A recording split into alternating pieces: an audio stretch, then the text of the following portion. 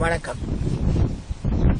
சென்ற ஆண்டு MSc applied astrology வகுப்பில் சென்னையில்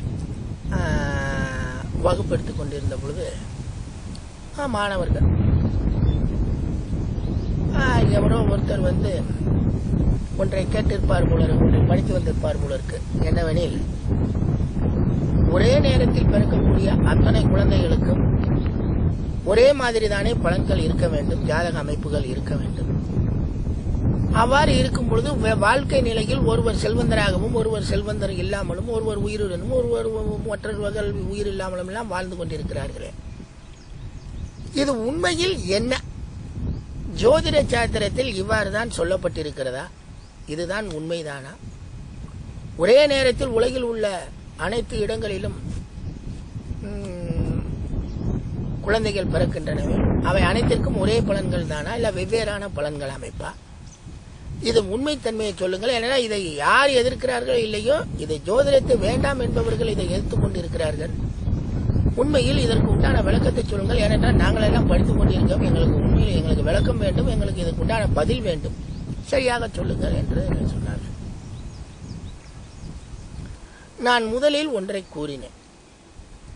இந்த பூமி 24 மணி நேரத்தில் 360 பாகையையும் சுற்றி கொண்டு வருகிறது, தன்னைத்தானே சுற்றி கொண்டு வருகிறது. இந்த தன்னைத்தானே சுற்றி கொள்ளக்கூடிய பகுதியைத்தான் நாங்கள் 12 லக்னங்களாக 12 பாவகங்களாக பிரித்து, இவர் குழந்தை பிறக்கும் நேரத்தில் கிழக்கு பக்கம் எந்த ராசி உதயமாகுதோ அது 1ஆம் பாவம் என்று வைத்துக்கொண்டு மீதி 12 பாவங்களிலும் கோள்களை அடைத்து பலன்கள் கூறுகிறோம். இதில் எங்கு வித்தியாசம் ஏற்படுகிறது என்று நாம் பார்ப்போம். இந்தியாவை எடுத்துக்கொள்வோம். இந்தியா ஒரு தோராயமாக வைத்துக் கொள்வோம். இந்தியாவுடைய அந்த பாகிஸ்தான் பார்டரில் இருக்கக்கூடிய அமைப்பில் தீர்க்கரேகை லாங்கிடியூட் 62 பாகை என்று கணக்கில் கொண்டால், இந்த பக்கம் டிக்பா என்ற அசாம் முடிவில் வரக்கூடிய பாகை ஒரு 90 என்று வைத்துக் கொள்வோம். ஏறக்குறைய 28 பாகை அல்லது 30 பாகை, அதாவது 360 பாகை கொண்ட இந்த பூமி உருண்டையில் 30 பாகை இந்தியாவை விருந்து உள்ளது என்று வைத்துக் கொள்வோம். அவ்வாறு 30 பாகை விருந்துள்ள இந்த அமைப்பில் ஒரு பாகைக்கு 4 நிமிடம் வீதம் பூமி 4 நிமிடம் வீதம் பூமி கடந்து கொண்டே இருக்கிறது. 360 பாகைக்கு 24 நிமிடங்கள் ஆகி 24 மணி நேரம் ஆகிவிடுகிறது. எனும் பொழுது இந்த ஒரு பாகையை கடக்க 4 நிமிடம் என்றால், இந்த 4 நிமிடத்தை இன்னும் வகுத்து 4 24 நாம் அப்படியே பெருக்கி பெருக்கி பெருக்கி பெருக்கி ஒரு கலைக்கு எவ்வளவு விகலைக்கு எவ்வளவு என்றெல்லாம் நாம் மாற்றிக்கொண்டே போய்விடலாம். இவ்வாறு மாற்றிக்கொண்டே போகும் இந்த சுற்றுவட்ட கணக்கில் பிறக்கக்கூடிய குழந்தைகள் அத்தனையுமே ஒரே ஊரில் பிறப்பதில்லை. ஏனெனில் ஒவ்வொரு தீர்க்கரேகைக்கும் லக்ன பாகை மாறிக்கொண்டிருக்கிறது, பாவக புள்ளிகள் மாறுபட்டு அமைப்பில் இருக்கிறது. அவ்வாறு இருக்கும்பொழுது கோள்கள் என்னமோ நீங்கள் கூறியது போல் ஒரே அமைப்பில் இருந்தாலும் அவ்வாறும் இல்லை. பூமி சுற்றி கொண்டிருப்பதால் இங்கு ஒரு கோள் நிலை, இங்கிலாந்துக்கு ஒரு கோள் நிலை, அமெரிக்காவுக்கு ஒரு கோள் நிலை, ஜப்பானுக்கு ஒரு கோள் நிலை தான் உண்மையில் இருக்கிறது.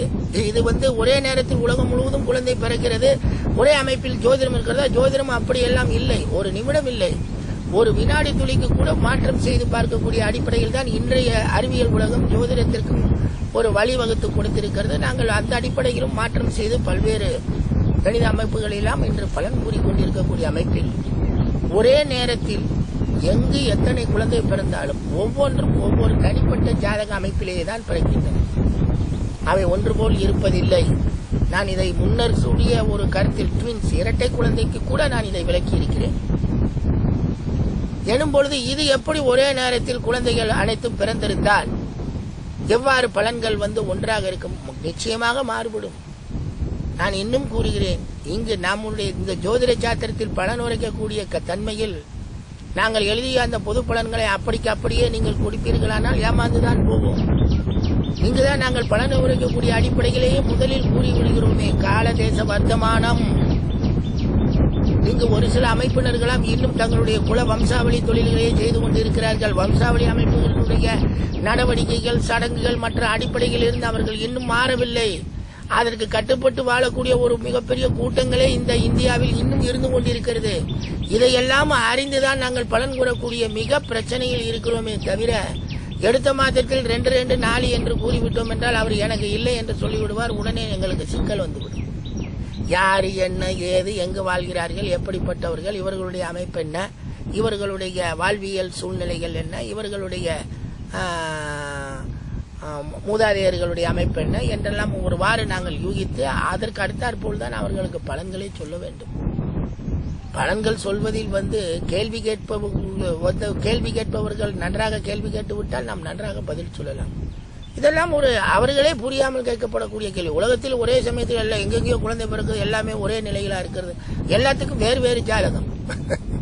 ஒரு ஆஸ்பத்திரியில் ஒரு பெட்டில் பிறக்கக்கூடிய குழந்தை, அதே ஆஸ்பத்திரி அதே டயத்தில் இன்னொரு பெட்டில் பிறக்கக்கூடிய குழந்தையும் வாழ்வில் நிலை வேறு.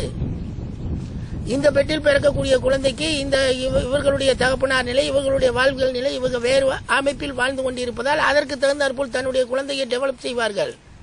அதே மாதிரி அந்த படுக்கையில் இருந்தவர்கள் குழந்தை பெற்றிருப்பார்கள். 2 குழந்தையும் ஒரே நேரத்தில் பிறந்தாலும் இவர்கள் வாழ்நிலை வேறு. இவர்கள் கிராமத்தை சார்ந்தவர்களாக இருப்பார்கள். கிராமத்தின் அடிப்படையில் தன்னுடைய குழந்தையினுடைய முன்னேற்றத்தை பார்ப்பவர்களாக இருப்பார்கள். இவர் நகரத்தை சேர்ந்தவராக இருப்பார். இவர் நகரத்தின் அடிப்படையில் வாழ்வியல் முன்னேற்றத்தை பார்க்கக்கூடியவராக இருப்பார். இருவருக்கும் ஒரே ஜாதக அமைப்பு தான், இருவருக்கும் கோல்நிலை ஒன்றுதான். ஆனால் உண்மையில் பலன் என்பது இங்கு வேறுபடுகிறது. அதனால்தான் நாங்கள் திரும்ப திரும்ப சொல்கிறோம், வாழ்வியல் சூழ்நிலைகள் அவர்கள் எவ்வாறு வாழ்ந்து கொண்டிருக்கிறார்கள் அவருக்கு தகுந்தாற்போல் சொல்லுங்கள். சூரியன் என்பவர் 10 இருந்தவுடன் அனைவருக்கும் பட்டம், பதவி, புகழ், அந்தஸ்து அனைத்தும் வந்துவிடும் என்று நாங்கள் பொதுவாக கூறிக்கொண்டுதான் இருக்கிறோம். எந்த பதவி, எந்த அந்தஸ்து, எந்த பட்டம் என்று ஒன்று இருக்கிறது அல்லவா? கிராமம் சார்ந்த அடிப்படையில் இருக்கவர் அது சார்ந்த அடிப்படையில் தான் பட்டம், பதவி. நகரம் சார்ந்த அடிப்படையில் இருப்பவருக்கு அது சார்ந்த அடிப்படையில் நாங்கள் பட்டம், பதவி. பெரிய தொழிலதிபராக மகனாக பிறந்தவருக்கு அது சார்ந்த பட்டம், பதவி அமைப்பு. எனவே அந்த சூழ்நிலைகளை நாம் புரிந்துதான் பலன் உரைக்கக்கூடிய அமைப்பில் இருக்கும். ஏனென்றால் இது பொது பலன்களாக நாங்கள் சொல்லி வைத்திருக்கிறோம். அதை தனித்தனிப்பட்ட மனிதர்களுக்கு எடுத்து கூறும் பொழுது அனைத்தையும் அனுசரித்து தான் பலனை கூற வேண்டும். அதனால்தான் நீங்கள் யுக்தி யுக்தி யுக்தி என்று கூறுகிறார்கள். யுக்தி, சுருதி, அனுபவம் என்று.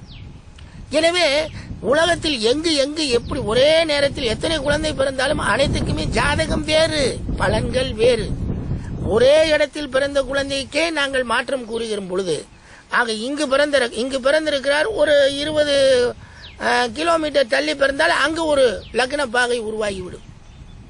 அங்கு ஒரு சைடிரியல் டைம் நட்சத்திர ஓராமணி உருவாகி அதுக்கு ஒரு லக்ன பாகை உருவாகும். இருவரும் ஒரே நேரமா இருந்தாலும் அங்கு வேறு மாதிரி கோள்நிலைகள், ஒரு பாகைக்கு வித்தியாசம் ஏற்பட்டுவிடும். எனவே நாம் கூறிவிடலாம் எல்லாருக்கும் ஒரே மாதிரி, அப்படியெல்லாம் இல்லை. இங்கு நன்கு கணிதங்கள் இருக்கிறது.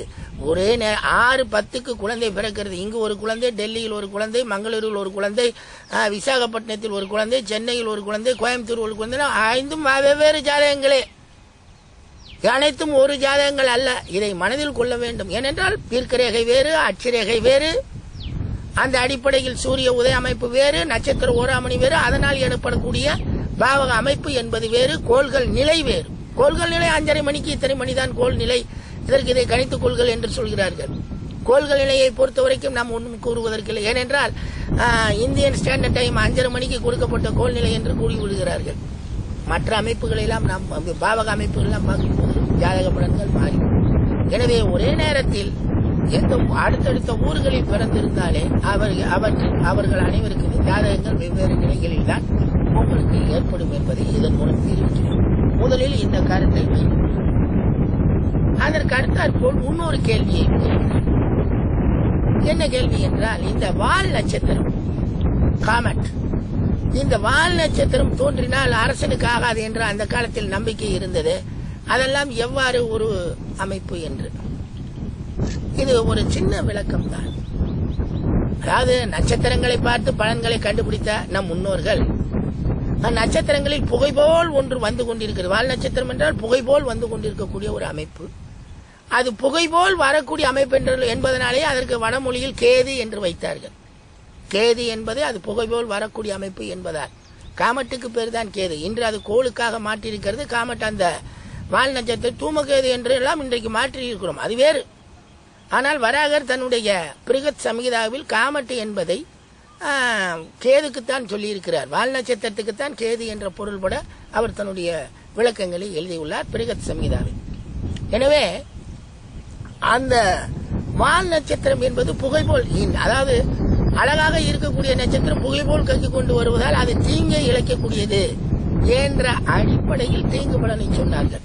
நான் ஒரு நூலில் பார்த்தேன், இது அரசருக்கு தீங்கு எனும் பொழுது இவருக்கு போருக்கு போகிறார், இவர் இறந்து போடுகிறார், ஆனால் இன்னொரு அரசர் ஜெயித்து விட்டார், அதனால் நீங்கள் சொல்வது போல் இவருக்கு நன்மையாக இருக்கக்கூடிய பலன் இன்னொருவருக்கு தீங்காக இருக்கிறது, ஒருவருக்கு தீங்கு என்பது இன்னொருவருக்கு நன்மையாக இருக்கிறது, இது எப்படி சாத்தியமாகும் என்று கூறி வைத்த பொதுவான அமைப்பாவை எல்லாம் அவற்றை கணக்கில் கொள்ள வேண்டுமே தவிர அவற்றை நாம் என்ன செய்யக்கூடாது, மிகவும் அதுவேதான் என்றெல்லாம் நாம் ஆணித்தரமாக எடுத்துக்கொள்ளக்கூடாது.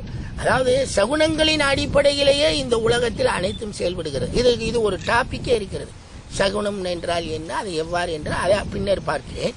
அந்த அடிப்படையில் இது ஒரு தீய அமைப்பாக சகுனமாக இதை பார்த்ததினால் சொல்லப்பட்டக்கூடிய பலனாக எடுத்துக்கொள்ள வேண்டும் தவிர அதுதான் என்றெல்லாம் நாம் அதை ஒன்றும் சாதிக்க வேண்டிய அவசியம் இல்லை. எனவே இங்கு குழந்தைகள் பிறக்கிறது, ஒவ்வொன்றும் ஒவ்வொரு இடத்தில் பிறப்பதால் அவை ஒவ்வொன்றுக்கும் தனித்தனி ஜாதகமே அவர்கள் வாழ்வியல் அமைப்பில் அவர்கள் வாழ்ந்து கொண்டிருக்கக்கூடிய ஊரின் தன்மையில் நிலப்பரப்பின் அடிப்படையில் அவர்களுடைய வாழ்வியல் அமைப்பு உயரும் தாழும் இதையெல்லாம் கணக்கில் கொண்டுதான். வெறும் கணக்கு மாத்திரம் ஜோதிடம் என்று நாங்கள் கூறவில்லை.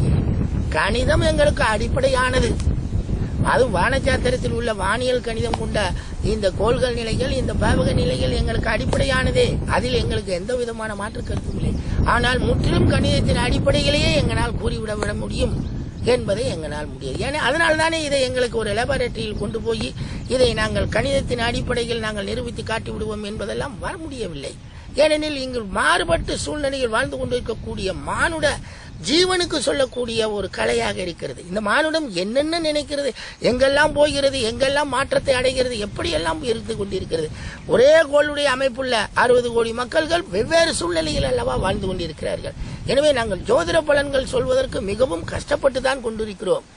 ஆதலால் கணிதங்களை ஏற்றுக்கொண்டு நாங்கள் இந்த அடிப்படை பலன்களில் கொஞ்சம் அவர்கள் அந்த சூழ்நிலைக்கு தகுந்தாற் போல் மாறுவதால் அனைத்துமே வெவ்வேறும் ஒவ்வொன்றும் தனித்தனி ஜாதகமே.